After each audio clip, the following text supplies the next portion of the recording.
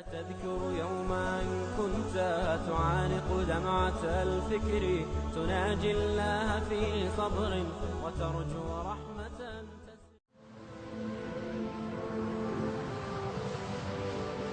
حضرت عمر رضی اللہ تعالیٰ عنہ جب ایمان لائے تو آپ نے ایک ایک کافر کے گھر کے دروازے پہ کھڑے ہو کے کہا کہ تم کمزوروں کو مارتے تھے، میں تمہیں بتانے آیا ہوں میں محمد عربی کا نوکر بن گیا.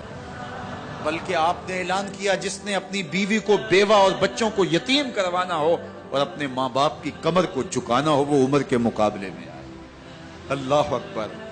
زنیرہ نامی ایک خاتون تھی، بہت کمزور. راوی کہتا ہے کہ اس کی ہڈیوں میں گودا نہیں تھا، عشق رسول تھا، اور اس کا ظالم آقا اس کو مارتا ہے، اور جب مار مار کے تھک جاتا ہے ادھر سے عمر آ رہے ہیں. یہ اسلام لانے کی پہلے کی کہانی ہے. ادھر سے عمر آ رہے ہیں تو اس نے کہا عمر تم جوان آدمی ہو تو یہ چھوڑتی نہیں ہے اپنے نبی کا نام، ذرا تم آؤ. عمر کوڑا پکڑ لیتے ہیں، اسے مارتے مارتے تھک جاتے ہیں تو پانی پینے لگتے ہیں. تو کہتے ہیں مجھے تیرے پہ ترس نہیں آیا لیکن میں ذرا پانی پینے لگا ہوں، اور پھر گلے کے اندر ڈال کر کے کوڑا اور اس کی رسی کو بل دیتے ہیں اور اس کی آنکھیں باہر نکل آتی ہیں اور کہتے ہیں بلا اپنے نبی کو جو تیری آنکھوں کی بینائی واپس کرے. اللہ اکبر. تو اس نے آسمان کی طرف منہ کر کے کہا مالک میں کبھی بھی آنکھوں کی بینائی نہ مانگتی لیکن اب تیرے نبی کی عزت کا سوال ہے. آنکھوں کی بینائی واپس ہو جاتی ہے. زنیرہ کو بڑا مارا. آج عمر گلیوں میں آنکھوں میں آنسو ہیں اور عجیب دلے بےتاب ہے اور کہتے ہیں آؤ بھئی میں حضور کا غلام بن گیا ہوں، تمہیں بتانے آیا ہوں. زنیرہ نے موڑ کاٹا تو آگے عمر یہ آواز دے رہے تھے. زنیرہ ایک کونے پہ کھڑے ہو کے رو کے کہتی ہے عمر تم تو بڑے اس دن جوش و غضب میں تھے اور تم مارتے ہوئے تھکتے نہیں تھے. تو عمر نے کہا زنیرہ اس دن میں نے دیکھا نہیں تھا، اب میں محمد عربی کو دیکھ آیا ہوں. جنہ ویکھیا نہیں ہو کرن گلاں، جنہ ویکھیا نہیں ہو کرن گلاں، جنہ ویکھیا ہو تے بول دے نے، جڑے محرم راز حقیقت دے اور راز حقیقت کھول دے. تو حضرت عمر رضی اللہ تعالیٰ عنہ ایمان لائے. حضرت عبداللہ ابن مسعود رضی اللہ تعالیٰ عنہ فرماتے ہیں کہ حضرت عمر کا ایمان لانا مسلمانوں کے لیے عزت کا سبب تھا. ان کا ہجرت کرنا مسلمانوں کی نصرت تھی اور ان کی خلافت مسلمانوں کے لیے رحمت. حضرت عمر رضی اللہ تعالی عنہ وہ ہیں کہ میرے حضور نے فرمایا لوگوں جب نیک لوگوں کا ذکر کرو تو میرے عمر کا تذکرہ ضرور کیا کرو. میرا عمر وہ ہے کہ جب وہ ایک سمت سے آ رہا ہو، ایک گلی اور بازار سے آ رہا ہو تو شیطان بھی آ رہا ہو عمر کو دیکھ کے راستہ تبدیل کر لیتا ہے. حضرت عمر رضی اللہ تعالی عنہ کی طبیعت کے اندر جو جاہ و جلال تھا، طبیعت کے اندر جو سختی تھی وہ اسلام کے اندر آ کر بھی قائم رہی. اور آپ نے وہی سختی، وہی جاہ و جلال جو پہلے مسلمانوں کے خلاف تھا اب کفار کے خلاف، منافقین کے خلاف حضرت عمر کی طبیعت کے اندر وہ جوش و خروش بدستور موجود ہے. لیکن جس دن آپ خلیفہ بنے تو اس دن آپ نے ممبر پہ چڑھ کے جو خطبہ دیا اس میں کہا لوگوں میں سخت اس لیے تھا کہ رسول اللہ نرم تھے، پھر میں سخت اس لیے تھا کہ حضرت ابو بکر صدیق نرم تھے، اب میں تخت خلافت پہ بیٹھا ہوں، اب میری سختی جو ہے وہ نرمی میں تبدیل ہو گئی. صرف فاسقوں، فاجروں اور باغیوں کے لیے میں سخت ہوں، باقی تمہارے لیے نرم ہوں. سب سے کم جو تنخواہ بیت المال سے اگر کسی وجود نے لی ہے تو وہ حضرت عمر رضی اللہ تعالیٰ عنہ نے صرف 2 جوڑے لیتے تھے سال میں. اور راوی کہتا ہے کہ میں نے دیکھا ہے کہ اس میں بھی 17 پیوند لگے ہوتے تھے. حضرت عمر رضی اللہ تعالیٰ عنہ کا طرز زندگی، آپ کا انداز معاشرت اور آپ کا انداز خلافت، ہر لمحہ آپ کی زندگی کا اٹھا کے دیکھیے کتنی مرتبہ قرآن حضرت عمر کی رائے کے مطابق نازل. اللہ تعالیٰ جل شانہ نے ان کو صاحب الہام بنایا تھا. ہر امت میں کوئی صاحب الہام ہوتا ہے، حضور کی امت کا صاحب الہام حضرت عمر رضی اللہ تعالیٰ، اور آقا کریم نے انہیں اپنا وزیر قرار دیا.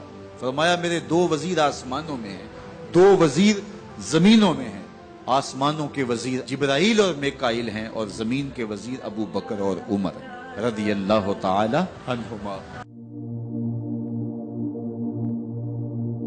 ایک دن حضرت عمر بیٹھ کے رو رہے تھے، تو کسی نے کہا حضرت رو کیوں رہے ہیں؟ فرمایا کہ میں اس لیے رو رہا ہوں کہ فلاں پل سے بکریاں گزری ہیں، تو پل کے اندر شکستگی تھی، ٹوٹا ہوا تھا پل درمیان میں، اس میں ایک بکری کی ٹانگ ٹوٹ گئی ہے، تو میں ڈرتا ہوں کہ میرا رب یہ نہ پوچھے کہ عمر تو نے پل صحیح تعمیر نہیں کروائے تھے کہ ایک بکری کی ٹانگ کیوں ٹوٹی ہے۔ یہ ہیں حضرت عمر رضی اللہ تعالی عنہ۔ اللہ اکبر۔ تو اللہ تعالیٰ جل شانہ نے حضرت سیدنا عمر بن خطاب رضی اللہ تعالیٰ عنہ سے جو کام لیا، مختصر دور خلافت کے اندر 10 سال 6 ماہ 4 دن آپ نے خلافت فرمائی ہے، لیکن کہاں سے چلے اور یہاں مکران تک، بلوچستان کا حصہ ہے، یہاں تک آپ کے سلطنت کی حدود وسیع، ادھر آرمینیا تک جا پہنچے، حمص فتح کیا، قادسیہ، یرموک۔ آپ ذرا دیکھیے کہ کہاں تک آپ کی فوجوں کے گھوڑے دوڑتے رہے، اور اللہ تعالیٰ جل شانہ نے ان کو جو توانائی، عدل و انصاف کی قوت عطا فرمائی۔ اللہ اکبر۔ جب زمین پہ عدل کیا ہو تو زمین بھی حکم مانتی ہے، اور حضرت عمر وہ تھے جن کا حکم ہوائیں بھی مانتی تھی، زمین بھی مانتی تھی، جن کا حکم جو ہے وہ آگ بھی تسلیم کرتی تھی اور دریا بھی ان کا حکم مانا کرتے تھے۔ مصر کے اندر یہ رسم بد جاری تھی کہ سال کے بعد ایک دوشیزہ کو زیورات پہنا کے اچھے لباس میں ملبوس کر کے دریا کی بھیڑ چڑھایا جاتا، اس کی قربانی دی جاتی، اس کا خون بہتا تو دریا چلتا۔ جب مسلمانوں نے مصر فتح کیا تو گورنر نے لکھا کہ اسلام تو اس طرح کی رسوم کی اجازت نہیں دیتا، لیکن خشک سالی ہے، لوگوں کی فصلیں ویران پڑی ہے، تو حضرت کیا کیا جائے؟ تو حضرت عمر رضی اللہ تعالیٰ عنہ کاغذ کے ٹکڑے پہ لکھتے ہیں بسم اللہ الرحمن الرحیم، مصر کے نیل کی جانب عمر کا خط لکھتے ہیں، اے نیل اگر تو اللہ کے حکم سے چلا کرتا ہے تو چل، ورنہ ہمیں تیرے چلنے کی کوئی حاجت نہیں۔ اور قاصد کو کہا یہ خط لے جاؤ اور جا کے دریائے نیل میں پھینک دو۔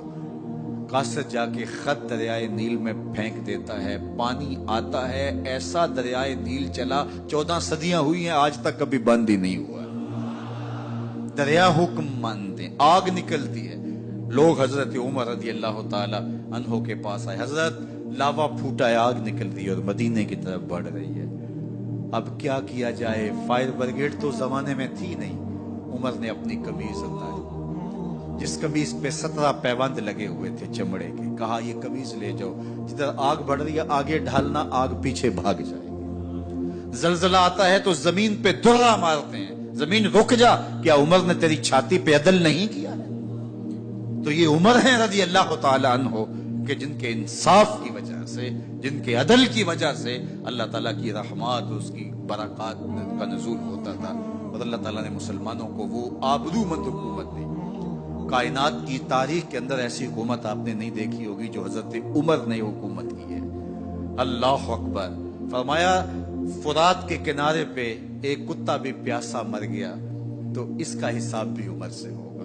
باہر سے سفیر آتا ہے اور آ کے پوچھتا ہے کہ میں امیر المومنین کے، مسلمانوں کے حکمران کے محل میں جانا ہے، تو مسکرا کے کہتے ہیں ہمارے امیر کا تو کوئی محل نہیں ہے۔ کہا کہاں ہے تمہارا امیر؟ کہا مسجد نبوی میں ہوگا یا بیت المال کی اونٹوں کی دیکھ بھال میں لگا ہوگا۔ وہ جب گئے تو مسجد میں نہیں ہے، اللہ اکبر، وہاں گئے تو وہاں بھی نہیں ہے۔ پھر کیا دیکھتے ہیں کہ عمر رضی اللہ تعالی عنہ جنت البقیع کے پاس ایک درخت کے نیچے اینٹ کا سرانہ رکھ کے سوئے ہوئے، تو اس نے کہا عمر تو نے عدل کیا ہے، تجھے کچی اینٹ پہ بھی نیند آ گئی۔ ہمارے حکمرانوں نے انصاف نہیں کیا اور وہ بند اور محفوظ کمروں کے اندر بھی سکون اور چین کی نیند نہیں سو سکتے۔ حضرت سیدنا عمر رضی اللہ تعالیٰ عنہ نے اس طرح ان امور سلطنت نبھائے۔ آپ دن کو لوگوں کی دیکھ بھالی کرتے، لوگوں کی ضروریات سنتے سمجھتے، اور جب رات پڑتی لوگ سو جاتے، عمر مدینے کی گلیوں میں پہرا دیتے۔ کائنات نے کوئی ایسا بھی حکمران دیکھا ہوگا؟ اللہ اکبر۔ وہ مجاہد جو مختلف محاذات پہ گئے ہوئے ہوتے، ان کے گھروں کی دیکھ بھالی کرتے، ان کی ضروریات کا خیال رکھتے، ان کی آبرو کا پہرا دیتے۔ راتوں کی تنہائیوں کے اندر حضرت عمر اٹھتے اور جا کے گشت کرتے، چکر لگاتے، دیکھتے کوئی آنکھ پر نم نہ ہو، مفلسی کا کسی گھر میں ماتم نہ ہو۔